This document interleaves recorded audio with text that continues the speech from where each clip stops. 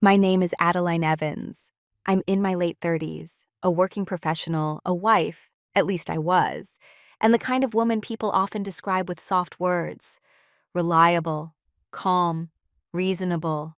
I've been told I have a steady presence, which is usually code for someone who doesn't demand attention, someone who listens more than she speaks, someone others assume will always be there, quietly holding things together. That assumption followed me everywhere. At work, in friendships, in my marriage. If you passed me on the street, you probably wouldn't remember my face 5 minutes later. I don't take up space loudly. I don't dramatize pain. I don't raise my voice to prove a point. And for a long time, I believed that was a virtue, that being composed meant being strong, that endurance was the same thing as love. This story isn't about revenge. It isn't about exposing someone or humiliating them. It's about clarity, about what happens when a woman who has been underestimated for years finally stops explaining herself, even to herself. The moment that changed everything can be summarized simply, even bluntly. I saw my husband texting a stranger to arrange a one-night affair on our anniversary night. No suspenseful buildup, no cinematic music, just a phone screen glowing in the dark while I was in the next room, planning a small celebration because I believed we were still honoring something together. While I was planning a celebration, he was planning an escape, typing promises to someone else on the very night meant to honor our marriage. This isn't a story about catching someone in the act. It's about everything that came before that moment, and everything that happened quietly afterward. It's about the small dismissals that train you to doubt your instincts, the roles you accept without realizing they were assigned to you, the way silence can look like weakness to others, while slowly becoming something else entirely inside you. What follows is an honest account of how I moved from confusion to certainty, without shouting, without scenes, and without destroying myself to prove a point. There are no villains here with exaggerated cruelty, just ordinary people making choices, and one woman deciding she would no longer absorb the cost of other people's comfort. I'm telling this story not to ask for sympathy, and not to position myself as flawless. I made compromises. I ignored signals. I stayed quiet when it would have been easier to speak. But I also learned something essential. Power doesn't always arrive as confrontation. Sometimes it arrives as stillness, as preparation, as the moment you stop negotiating your own worth. If you've ever felt invisible in a relationship you were actively maintaining, if you've ever sensed a shift before you had proof, if you've ever wondered whether staying calm meant you were losing, then you may recognize parts of yourself in what I'm about to share. Have you ever looked back at a moment and realized you were already being underestimated long before the truth revealed itself? For most of my adult life, I was described in ways that sounded flattering, but never felt complete, dependable, grounded, the one who could be counted on. People said those things with smiles, as if they were compliments, and I accepted them because I didn't know how to ask for more without sounding ungrateful. In my marriage, I was the steady one. My husband liked to tell people that I was his anchor, that I kept him organized, balanced, and sane. It sounded loving when he said it out loud. But over time, I realized an anchor isn't something you admire. It's something you drop and forget about while you move freely above it. I managed our schedules without being asked. I remembered birthdays, dental appointments, and family obligations. I knew which bills were due and which conversations to postpone until he was in a better mood. If something went wrong, I absorbed it quietly and fixed it before it became visible. When something went right, it belonged to us, or more often, to him. To friends and family, we looked solid. I was the calm counterweight to his restlessness. The woman who didn't nag, didn't dramatize, didn't make scenes. People praised me for being low maintenance, as if that were the highest form of partnership a woman could offer. I smiled and nodded because I had learned that being agreeable kept the peace. At work, it was similar. I wasn't the loudest voice in the room, but I was the one people relied on when things fell apart. Crises landed on my desk because I didn't panic. I asked the right questions. I made problems smaller. Promotions went to people who sold ideas well. Responsibility came to me because I carried it without complaint. There was a quiet pride in that. For a while, I told myself that influence didn't need applause, that competence spoke for itself, that being needed was a form of love, What I didn't notice at first was how easily being needed turned into being overlooked. In conversations, my thoughts were often summarized by someone else 5 minutes after I'd said them, and the room would light up as if a revelation had just occurred. Decisions that affected my time or energy were made with the assumption that I would adjust. I was thanked, but rarely consulted. In my marriage, I became the background hum, essential, but not actively listened to. My husband didn't insult me. He didn't belittle me outright. He simply moved through life as if I were a constant, unchanging, unquestioning, always available. If I expressed discomfort, it was framed as stress. If I asked for more presence, it was treated as reassurance seeking. He trusted me completely, he said. That was supposed to be enough. And maybe that's why it took so long for me to understand what was happening. There was no dramatic cruelty to point at. No obvious villainy, just a slow, almost polite erosion of being seen. I became very good at making myself smaller so everything else could function smoothly. I told myself it was maturity, that love meant flexibility, that choosing battles carefully was wisdom. From the outside, I was respected. From the inside, I was fading. Not in a tragic way, in a practical one. Like a piece of furniture that everyone relies on but no one examines closely anymore. And the most unsettling part wasn't that others saw me this way. It was that for a long time, I accepted it as my role. The first time I felt something shift, it didn't arrive with anger or fear. It came as confusion, the kind that lingers quietly, long after a conversation ends, when you replay a moment and can't quite place why it left a mark. We were at a small dinner with friends. Nothing formal, just familiar faces and shared plates. Someone asked a question about an upcoming decision that affected both of us. Before I could finish my sentence, my husband answered for me. Not incorrectly, not cruelly, just confidently, as if my voice were unnecessary. No one noticed. The conversation moved on. I smiled because smiling was automatic, but something in me paused. Later that night, I told myself it was nothing. He'd just been eager. I hadn't spoken loudly enough. I should have jumped back in. I made a mental note to be clearer next time. That became my pattern, assuming responsibility for moments that didn't sit right. The next cut was smaller, almost invisible. A joke was made at my expense that landed a little too comfortably in the room. A plan changed without checking with me first. A comment about how easygoing I was said with relief rather than appreciation. Each time, I told myself not to be sensitive. I prided myself on emotional intelligence. I understood that people didn't mean harm, that intent mattered more than impact. I rationalized my discomfort into silence, but my body noticed before my mind did. There was a tightening in my chest when decisions were announced instead of discussed. A flicker of irritation when my preferences were described as conveniences. I started choosing my words more carefully, as if any pushback needed to be perfectly justified to be valid. One evening, while planning our anniversary, I suggested something small but meaningful to me. He barely looked up from his phone before saying it sounded complicated. The word stung more than it should have. Complicated meant inconvenient. It meant not worth the effort. I laughed it off. Changed the plan. Told myself that relationships were about compromise, that I was good at that. What I didn't realize was that compromise had started to move in only one direction. No one else saw these moments as significant. If I mentioned them, they were framed as misunderstandings. That's just how he is. You know he doesn't mean it. You're lucky. He trusts you to handle things. Trust, I was learning, could be used as a shield against accountability. The cuts were small enough that they didn't draw blood, but they accumulated. They trained me to lower my expectations, to preemptively adjust, to stay ahead of disappointment by expecting less. I didn't feel wronged. I felt slightly misaligned, like a door that no longer closed properly but still functioned if you pushed hard enough. And so I kept pushing, because at that stage, I still believed that being understanding would eventually be met with understanding in return, that patience would be noticed, that quiet loyalty would be rewarded with presence. I hadn't yet learned that some people don't notice what doesn't resist. Once something happens more than once, it stops feeling like an exception. It becomes context. I didn't wake up one day and decide that my needs mattered less. I arrived there gradually through repetition, through moments that were too minor to confront and too frequent to ignore. So instead of questioning them, I adapted.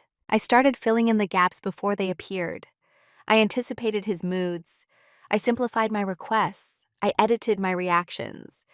If I felt disappointed, I asked myself whether it was reasonable first and whether it was worth the energy of explaining. Most of the time, I decided it wasn't. He grew comfortable in that space, comfortable with me absorbing friction, smoothing transitions, and making life easier without asking for recognition. And because I didn't object, the arrangement began to feel natural. To him, to everyone else. If he forgot something important to me, it was framed as busyness. If I remembered something important to him, it was expected. When he was distracted, it was stress. When I was hurt, it was sensitivity. I became fluent in excuses that weren't mine. Friends would tell me how lucky I was to have someone so independent. You don't have to babysit him, they said, as if emotional presence were a form of supervision. I nodded, even though independence had started to look a lot like absence. In private, I told myself I was choosing peace, that I was being mature, that not every feeling needed airtime. I had read enough about relationships to know that constant confrontation eroded intimacy. I didn't want to be that woman, the one always asking, always needing, always dissatisfied. So I learned to carry disappointment quietly. The thing about quiet is that it teaches others how much weight you can hold. My husband began to make assumptions without checking about my availability, about my preferences, about what I would tolerate. None of it felt malicious, it felt efficient, like he had streamlined me into the background of his life, and I helped him do it. I stopped correcting him in conversations. I let jokes land even when they reduced me to a caricature of calm competence. I picked up the emotional labor he didn't notice because it was easier than explaining why it hurt. Each time I stayed silent, I told myself I was protecting the relationship. But slowly, I was training it to function without my voice. The disrespect wasn't loud. That's why it worked. It hid behind normalcy, behind shared routines and public stability. There were no raised voices, no slammed doors, just a steady erosion of reciprocity. I normalized it because acknowledging it would have required a harder truth, that being agreeable was no longer keeping us close. It was making me invisible. And invisibility has a strange side effect. People begin to move as if you're not there, not because they don't care, but because nothing reminds them that they should. I didn't feel angry yet. I felt tired of translating my own feelings into something palatable, tired of carrying the emotional weather for two people. Still, I stayed quiet. Because at that point, silence felt safer than the risk of being told I was imagining things. Roles don't always come with instructions. Sometimes they arrive as expectations you gradually realize you're fulfilling. I was the reliable one, the emotionally steady one, the woman who didn't need much and therefore didn't ask for much. Somewhere along the way, that became my defining feature. Not just in my marriage, but in every room I walked into. People assumed I would adjust, that I would understand, that I would make things work. My husband leaned into that assumption without ever naming it. He didn't see himself as taking advantage of me. He saw himself as trusting me, trusting that I wouldn't overreact, that I wouldn't complicate things, that I would handle whatever needed handling, quietly and efficiently. And I did. I handled family dynamics that he avoided. I managed logistics that he found tedious. I absorbed emotional tension so he could remain unbothered. When something fell off, I corrected course internally rather than externally. I became a system, not a partner. The realization didn't hit me all at once. It crept in during moments when I noticed how little room there was for my uncertainty, how my calm was treated as a default setting rather than a choice. When I was tired, it was surprising. When I was frustrated, it was inconvenient. When I was hurt, it was unexpected. The role required me to be endlessly capable and endlessly forgiving. There was no space in it for doubt or disappointment. I watched how others interacted with him, how they excused his distance, how they laughed off his inattentiveness. And I understood something quietly unsettling. My composure had made it easier for everyone else to be careless. I had become the buffer, the one who absorbed the impact, so nothing else had to change. Once I saw it, I couldn't unsee it. The role wasn't assigned with malice. It was assigned through repetition, through my willingness to step in, through my reluctance to make discomfort visible. And roles, once established, are rarely questioned, until the person playing them stops performing. That was the part I hadn't reached yet. At this stage, I was still trying to refine myself into something easier to be with. I thought if I became more efficient, more understanding, and more low maintenance, things would stabilize. But the cost of that refinement was steep. It required me to suppress parts of myself that needed acknowledgement. It required me to accept a version of intimacy that revolved around my usefulness. I wasn't angry. I wasn't plotting anything. I was simply beginning to understand the shape of the space I occupied and how small it had become. And in that understanding, something quiet shifted. Not outwardly, not yet. But internally, I started paying attention. The day something shifted didn't look dramatic from the outside. There was no argument, no revelation, just an ordinary moment that landed differently because I was finally paying attention. I was standing in the kitchen, reviewing a list on my phone, things I still needed to pick up for our anniversary evening. Nothing elaborate, just thoughtful, familiar. The kind of celebration that comes from knowing someone well. He walked in, distracted, already somewhere else mentally. He mentioned a change of plans, almost in passing, something he'd scheduled for our evening. Not important, he said. Easily moved, he implied. By me. I felt the familiar instinct rise up, adjust, reschedule, make it work. My mouth opened to do exactly that, and then it closed. For the first time, I noticed how automatic that reflex was, how little space there was between his assumption and my compliance. The moment stretched just long enough for me to feel it. An internal pause, a quiet resistance I hadn't allowed myself before. I didn't argue, I didn't confront him. I simply said, okay, and let the silence sit. He didn't notice the difference. That was the point. But I did. Something about that moment clarified everything that had been blurring together for months. I wasn't upset about the plan itself. I was unsettled by how easily my presence could be rearranged, how effortlessly I was treated as a flexible space rather than a fixed point. I realized then that my calm had been misinterpreted, not as strength, but as absence, not as a choice, but as availability. That night, while he went about his routine, I sat with the discomfort instead of smoothing it away. I didn't explain it, I didn't justify it. I let it exist without translating it into something more acceptable. And in that quiet, I felt something solidify. It wasn't anger, it was clarity. I understood that nothing external needed to change for me to change internally. That I didn't need permission to reassess the role I was playing. That silence didn't have to mean surrender. For the first time, I stopped trying to be understood and focused instead on understanding myself. That was the shift. Small, invisible, irreversible. There is a difference between silence that comes from fear and silence that comes from decision. I didn't know that until mine changed. Before, my quiet was reactive. I stayed silent to avoid conflict, to preserve harmony, to keep things from escalating. It was a reflex shaped by years of believing that smoothness equaled success. After that day, my silence became deliberate. I stopped volunteering explanations. I stopped filling in emotional gaps that weren't mine to fill. When assumptions were made, I noted them instead of correcting them. When plans shifted, I adjusted outwardly but observed inwardly. Nothing about my behavior looked confrontational. That's why no one noticed. On the surface, I was the same composed, accommodating person I had always been. But internally, I had stepped back from the role I'd been performing. Others mistook this for contentment. My husband, in particular, seemed relieved. There were fewer questions, fewer check-ins, fewer moments that required his attention. He interpreted my quiet as ease, as trust, as things finally running smoothly. He didn't see the difference between peace and disengagement. I began listening more carefully, not just to what was said, but to what was assumed, to the patterns in his behavior, to the gaps between intention and action. I paid attention to how often I was referenced rather than consulted. Silence gave me space to see clearly. I documented things mentally at first, dates, repeated behaviors, inconsistencies that I had once explained away. I didn't do this with suspicion, I did it with curiosity. There was a strange calm in that curiosity. Without the need to react, everything slowed down.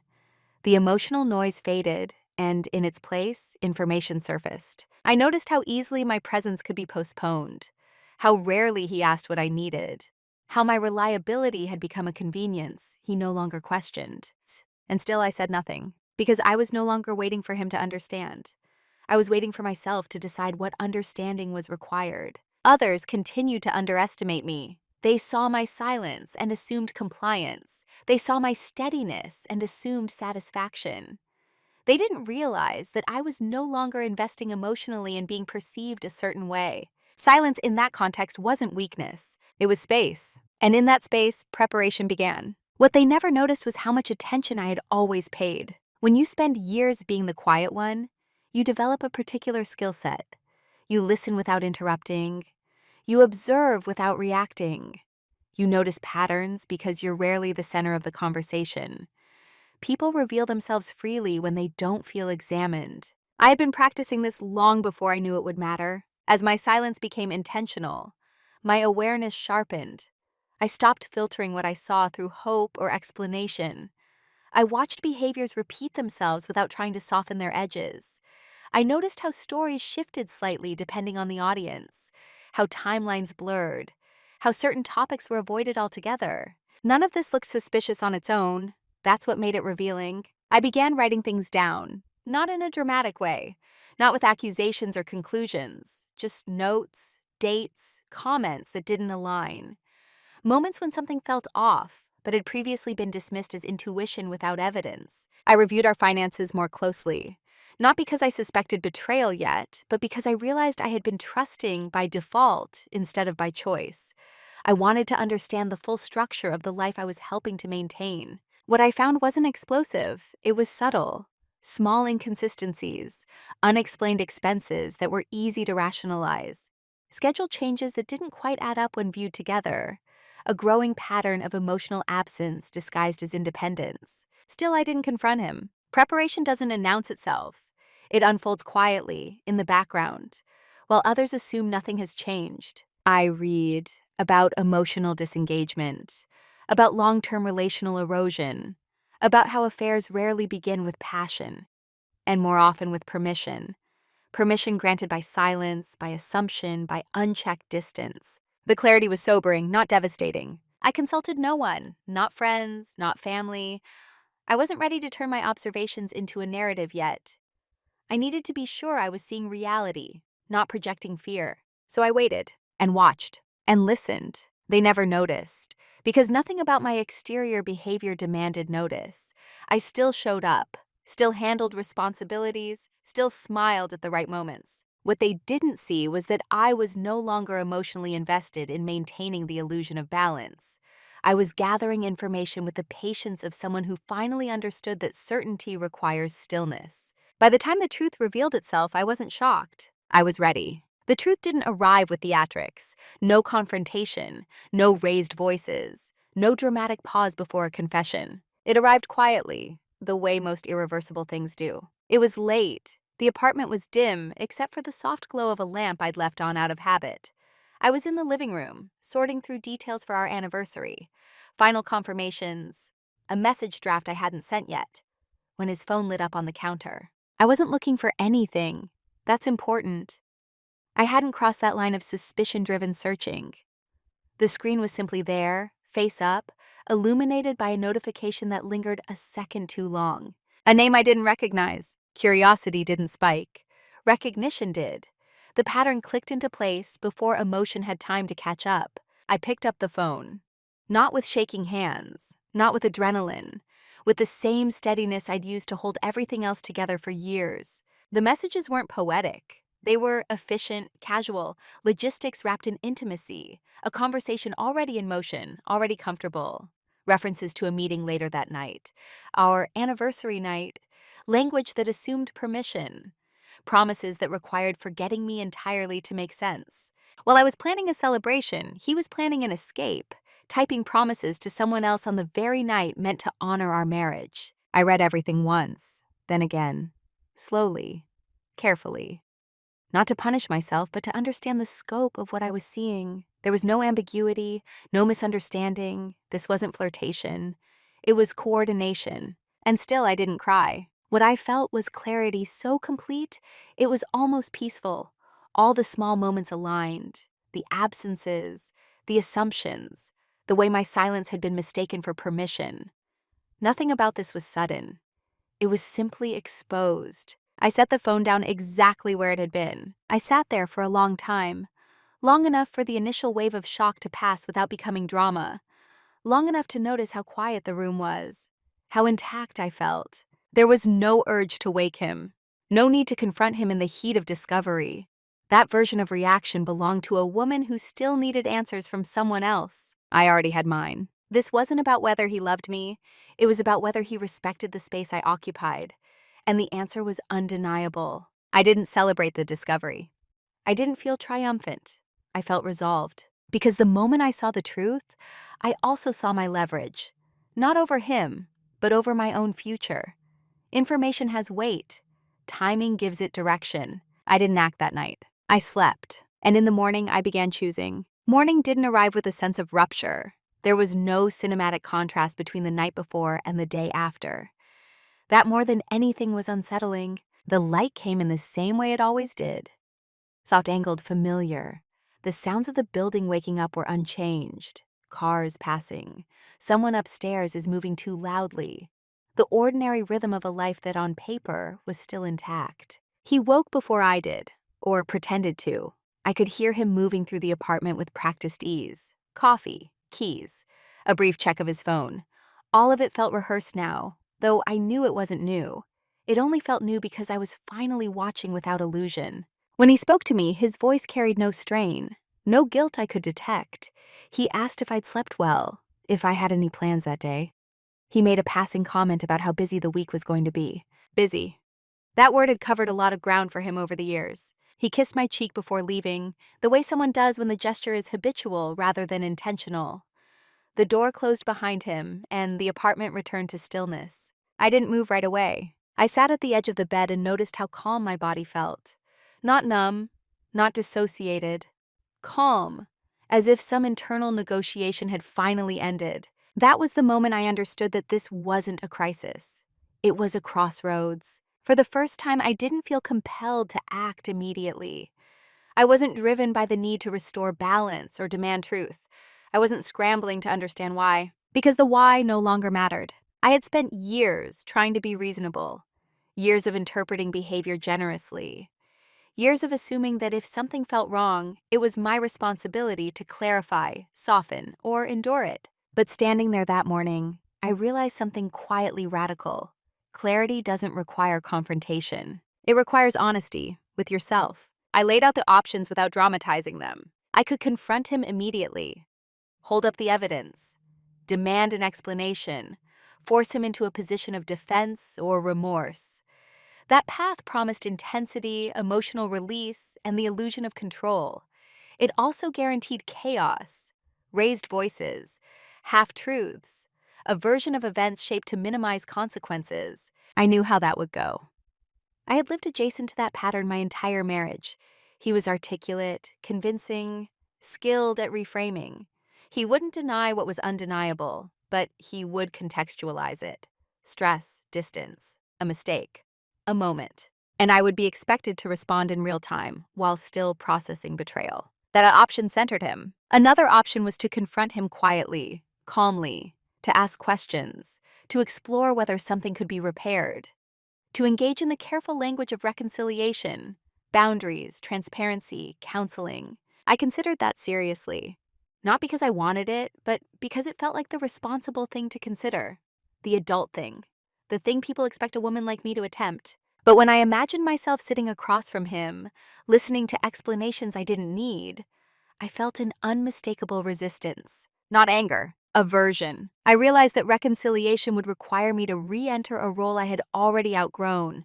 The role of emotional manager, interpreter, regulator, the one who ensures the process feels fair, calm, and humane. I didn't want to be humane to something that had already shown me it could proceed without my humanity in mind. Then there was the option I had never allowed myself to see clearly before. I could do nothing, not out of denial, out of intention. I could choose time over immediacy, strategy over reaction, stability over spectacle. I could accept the truth privately, fully, and act in a way that protected my future instead of expressing my pain. That option didn't feel dramatic. It felt steady.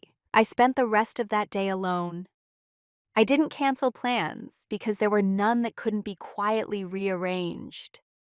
I went for a walk. I sat in a cafe without my phone. I let my thoughts settle instead of chasing them. I asked myself questions I had never asked honestly before. What do I gain by confronting him now? What do I lose if I wait? What version of myself do I want to meet on the other side of this? I realized that immediate confrontation would cost me leverage, emotional, financial, psychological. It would place me in a reactive position, forced to respond to his narrative instead of acting from my own clarity. Waiting would cost me nothing. I wasn't obligated to reveal what I knew the moment I knew it.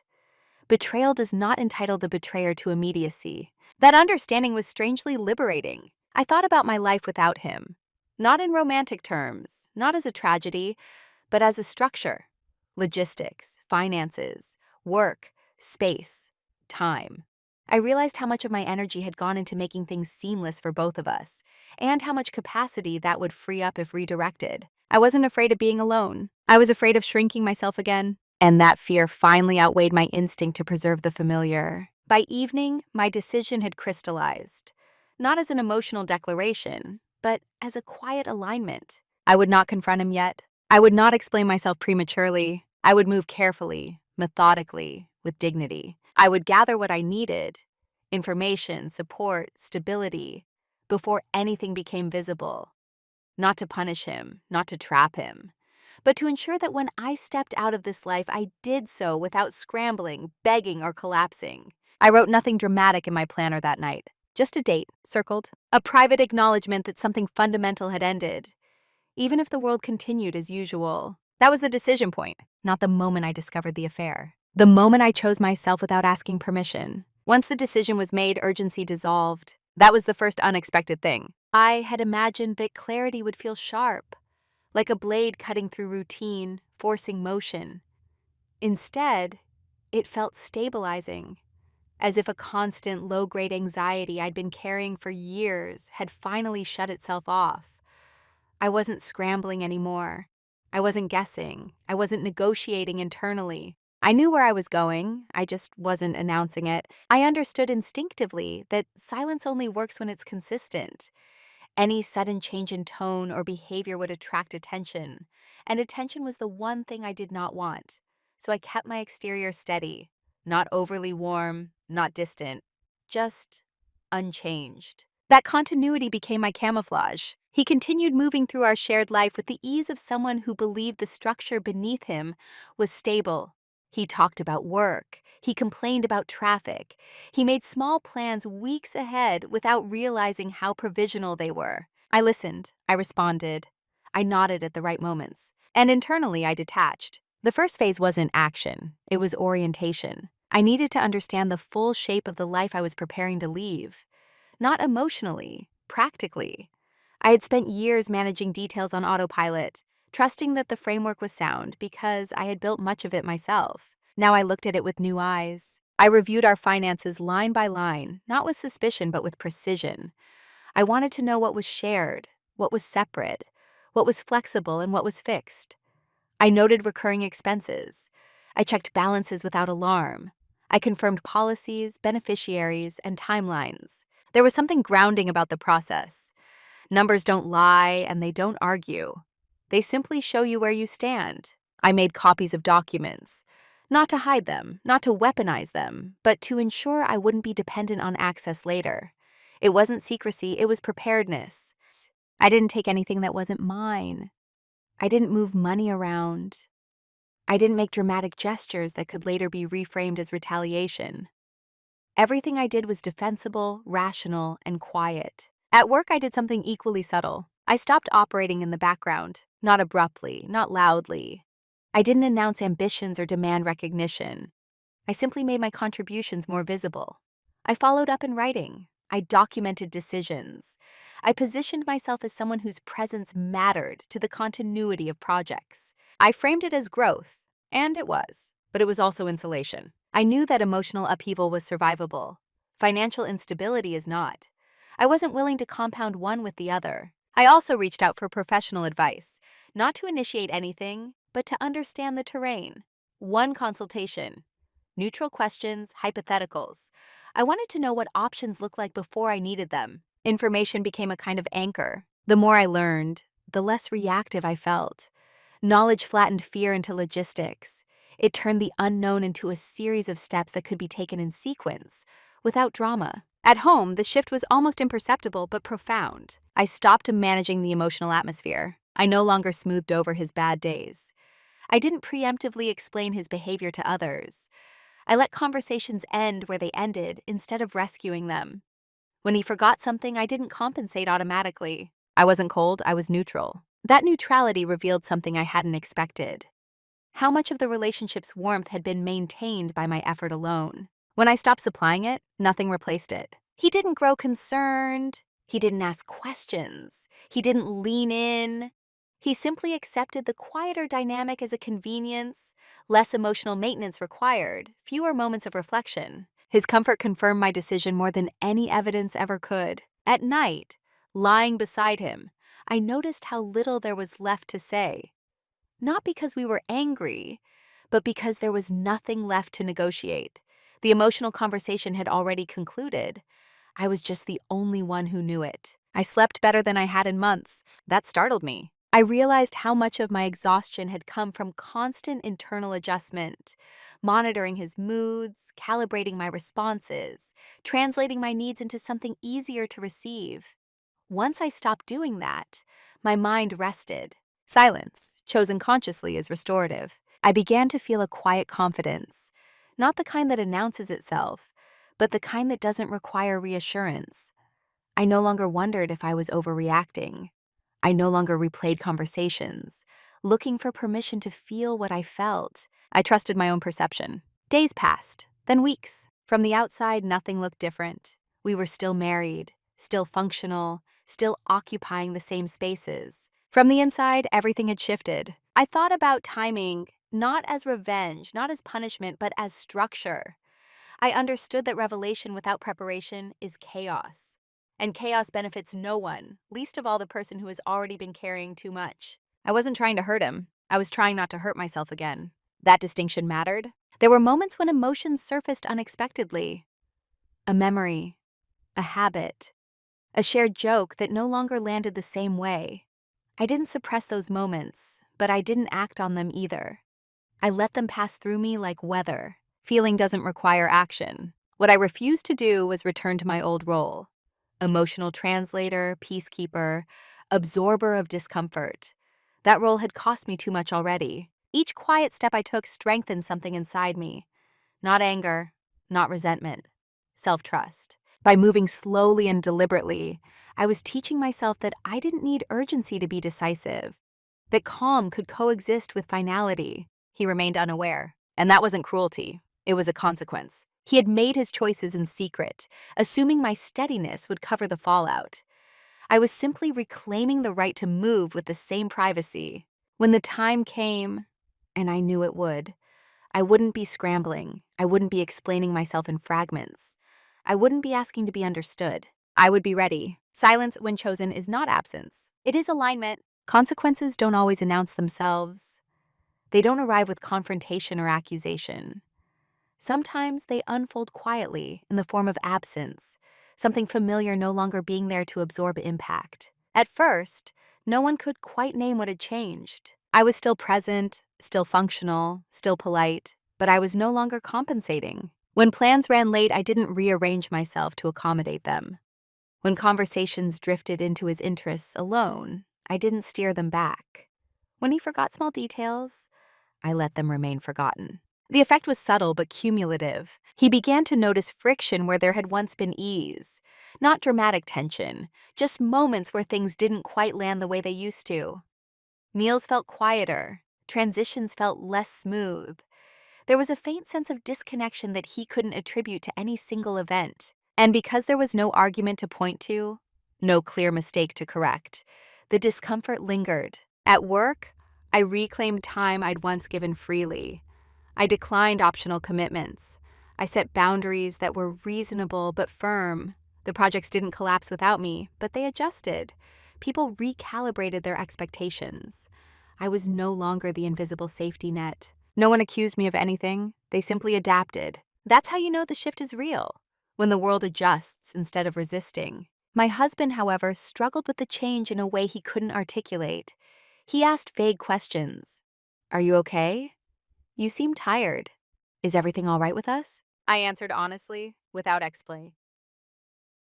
I'm fine. It wasn't a lie, it just wasn't the reassurance he was looking for. What he wanted was the version of me who filled in emotional blanks, who softened edges before they became noticeable, who made everything feel stable even when it wasn't. That version of me was gone. As days passed, his uncertainty grew.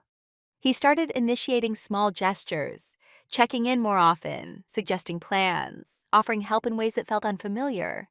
It wasn't remorse, it was disorientation. He could feel the absence of something he'd never realized was essential. But still, he didn't ask the right questions, because asking the right questions would have required him to examine himself. And discomfort is easier to attribute to circumstances than to choices. I watched this unfold at a steady distance. Not coldness, clarity. The consequences weren't punitive, they were structural. The relationship was no longer being reinforced from one side alone, and without that reinforcement, its weaknesses were becoming visible. Others noticed too. Friends who commented on the shift in energy between us, colleagues who adjusted to my new boundaries.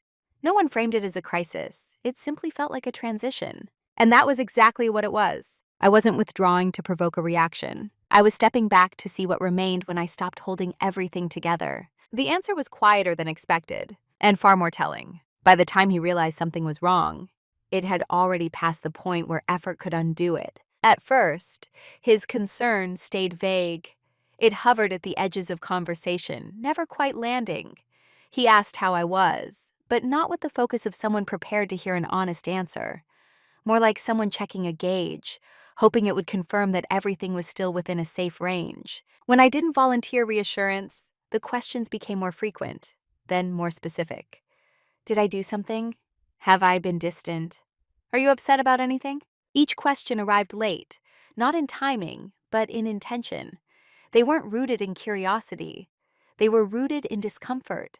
His. I watched him try to restore the equilibrium he'd grown accustomed to, the one where I managed the emotional climate and he moved freely within it. He offered small gestures, tentative kindnesses, a message during the day, a suggestion to go out, an uncharacteristic attempt at presence. It might have worked once, but timing matters. And sincerity, when it arrives under pressure, feels different. Not false, just reactive. I noticed how his efforts focused on relief rather than repair. He wanted the tension gone, not understood. He wanted confirmation that things were okay, not a conversation that might challenge his self-image. That distinction was everything. I didn't reject him. I didn't accuse him. I simply didn't respond in the way he expected. I acknowledged gestures without rewarding them with emotional labor. I accepted apologies without offering absolution. He grew restless. The apartment began to feel unfamiliar to him, even though nothing tangible had changed. The quiet no longer felt peaceful. It felt evaluative. He filled it with noise, with explanations, with questions that circled but never landed. At some point, he tried urgency. "We should talk," he said one evening, his tone carefully neutral. "I feel like you're pulling away." I looked at him then, really looked at him, and understood how disorienting this must have been. From his perspective, the shift had no clear cause. He hadn't been confronted. He hadn't been warned. He was experiencing consequences without a headline. And yet nothing about this was sudden. I didn't argue. I didn't deny his observation. "I'm not pulling away," I said. "I'm just not filling in the gaps anymore." He didn't know what to do with that. He wanted specifics. An incident, a mistake, a problem he could fix, something actionable, something that allowed him to remain fundamentally unchanged while addressing the surface. But what had ended wasn't a behavior, it was a dynamic. And dynamics don't reverse on command. I could see the panic begin to surface. Not explosive, but controlled, masked by reasonableness. He started revisiting the past, pointing to good times, shared history, and investments made. He spoke about effort, about trying harder, about how every relationship goes through phases. All true, all irrelevant, because what he was trying to fix was no longer broken. It was complete. I felt no satisfaction in watching him struggle, no sense of victory, only a quiet confirmation that I had chosen correctly. The distance between us wasn't created by my silence, It had been revealed by it. He asked if there was someone else. That question startled me, not because it was close to the truth, but because it revealed his framework. He needed an external explanation, something that absolved him of introspection. I shook my head. This isn't about someone else, I said. It's about me finally listening to myself.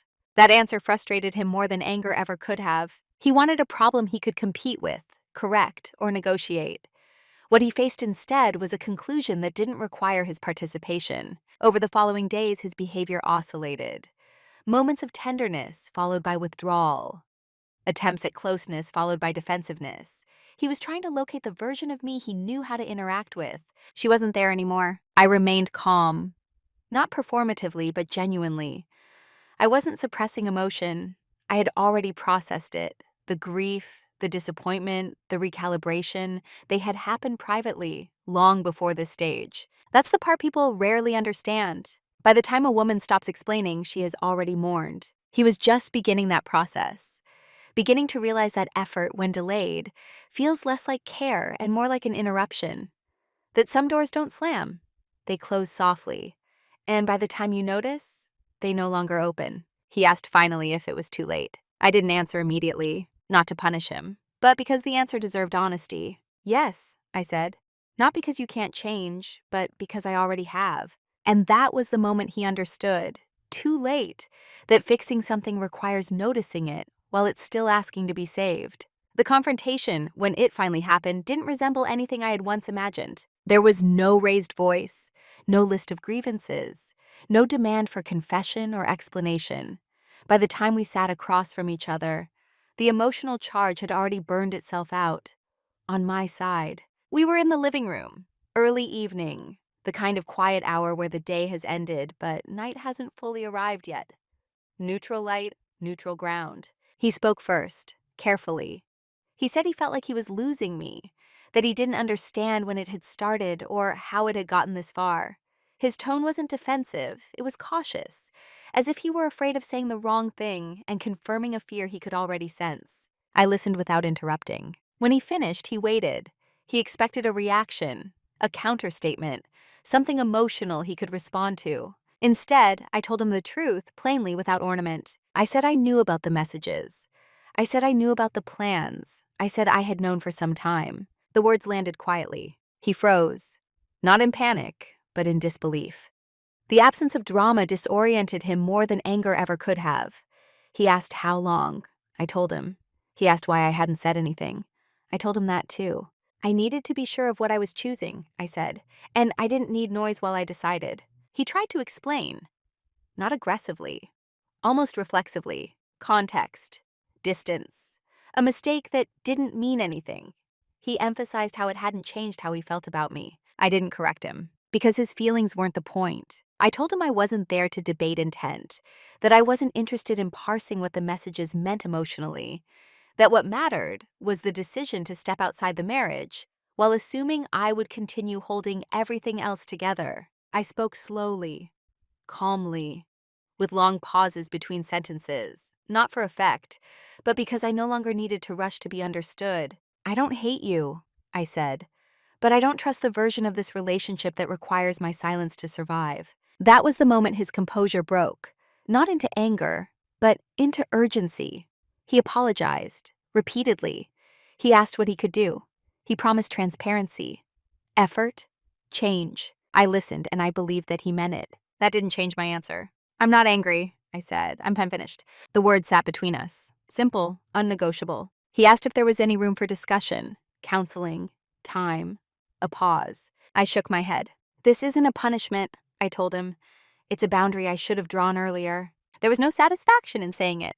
No triumph, just finality. When the conversation ended, we didn't storm away from each other. We stood. We acknowledged logistics. We spoke about practical next steps with the calm of two people who understood that emotion, once processed, doesn't need to be performed. As he left the room, I noticed something unexpected. I felt lighter, not because the truth had been spoken, but because I hadn't betrayed myself in the telling of it. I didn't become someone new overnight. There was no dramatic reinvention, no declaration of independence, no sudden confidence that erased the past. What changed was quieter than that. and far more durable. I stopped negotiating my worth internally. In the weeks that followed, life rearranged itself in practical ways. Spaces changed, routines shifted. Some relationships faded while others adjusted. Nothing collapsed. Nothing exploded.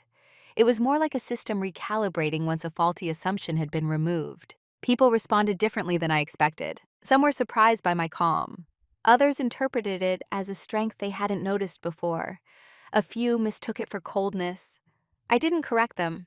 I had learned that being understood is not the same as being aligned. I noticed how often women are expected to explain their decisions until they become palatable. I no longer participated in that ritual.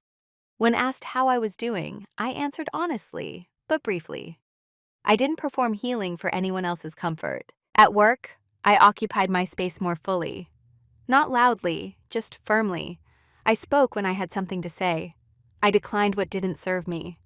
I trusted that my competence didn't need constant reinforcement. The most surprising change was internal. I no longer felt the need to anticipate disappointment. I no longer rehearsed conversations in my head. The low-level vigilance that had once accompanied intimacy was gone. Peace, I learned, isn't about the absence of conflict. It's about the absence of self-abandonment. I didn't harden. I didn't become cynical. I became precise. I know now that quiet doesn't mean invisible, unless you allow others to mistake it for consent. I know that loyalty without reciprocity is not a virtue, and I know that staying composed in the face of disrespect isn't strength unless it's paired with action. I didn't leave because of a single betrayal.